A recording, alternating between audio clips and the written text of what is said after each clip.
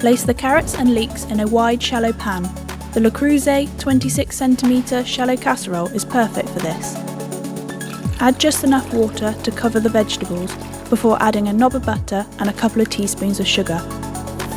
Bring to the boil, then turn down the heat to a gentle simmer. This pan can be used on gas, electric, and even induction, as well as in the oven. Allow the liquid to fully evaporate.